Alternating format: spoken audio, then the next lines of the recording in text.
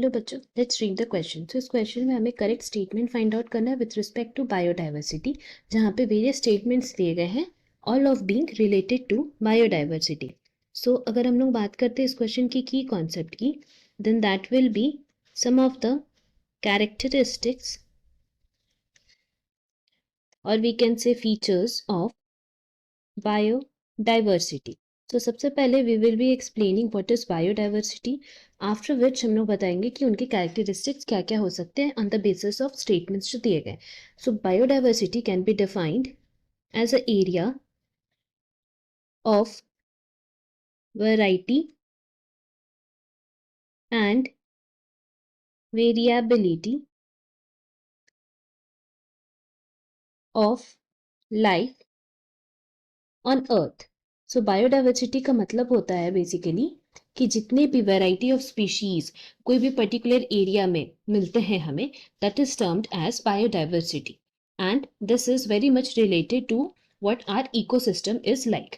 So now if we talk about the statements जो हमें यहाँ दिए गए हैं, सो सबसे पहला स्टेटमेंट में बोल रहा है दैट जितने भी टैक्सोनॉमिक ग्रुप्स है, For many taxonomic groups, species inventories जो होते हैं they are more complete in temperate region as compared to tropical countries. So ये हमारा जो statement है वो correct है. क्यों correct है? Because if we talk about latitudinal gradients, so latitudinal gradients के हिसाब से अगर हम बात करते हैं, then we can say कि if we talk about species जो सबसे ज़्यादा जहाँ पे मिलते हैं, that is tropical areas, because we know according to this latitudinal gradients that speciation जो होता है that is generally a function of time, and in temperate regions क्या होता है, temperate regions में climate change जो है that is very fast as compared to tropical regions, and further क्या होता है कि because of that region they are subjected to undisturbed, they are subjected to various changes, whereas अगर हम लोग tropical latitudes की बात करें तो वो undisturbed रहते हैं for millions of year, जिसके वजह से क्या होता है कि वहाँ पे evolutionary time ज़्यादा होता है for species diversification.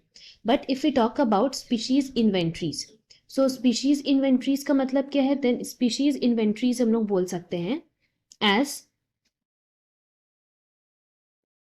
Quick assessment of animals and plant in a given area.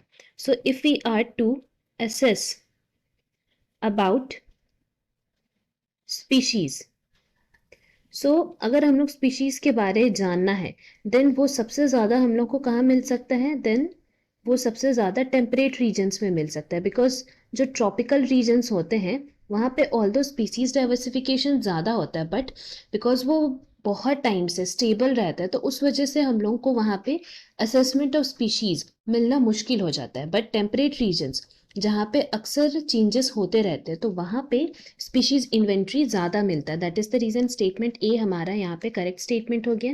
Now talking about other statements, तो बी में क्या बोला है कि species diversity increases from lower to higher altitudes. So ये स्टेटमेंट हमारा इनकरेक्ट है.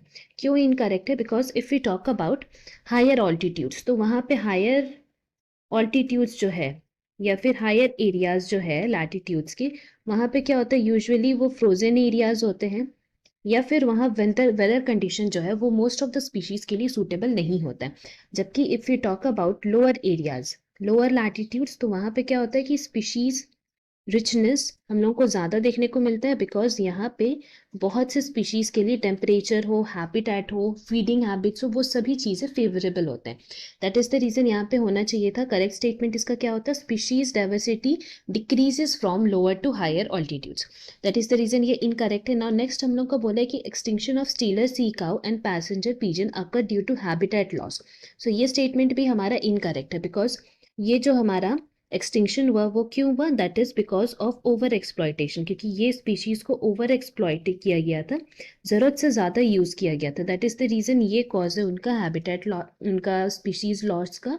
एंड हैबिटेट लॉस में क्या होता है यूजुअली कि बेसिक चीज लाइक डिफॉरेस्टेशन हम लोग करते हैं तो उस वजह से कुछ हैबिटेट लॉस होते हैं, वो रिलेटेड होता है उससे। And lastly if you talk about all the biodiversity hotspots put together cover more than 2% of earth's land area, तो ये भी इनकरेक्ट है। क्यों इनकरेक्ट है? बिकॉज हम लोग बोल सकते हैं कि यहाँ पे लेस देन 2% एरिया ही हमारा जो बायोडाइवर्सिटी हॉटस्पॉट्स है वो कवर होता है, बट स्टिल हम लोग बोल सकते हैं कि वहाँ पे स्पीशीज रिचेस बहुत ज़्यादा मिलता है। दैट इज द रीजन ये स्टेटमेंट भी इनकरेक्ट था। So from here we can conclude कि option A is correct. Hope you have understood it well. Best of luck. Thank you.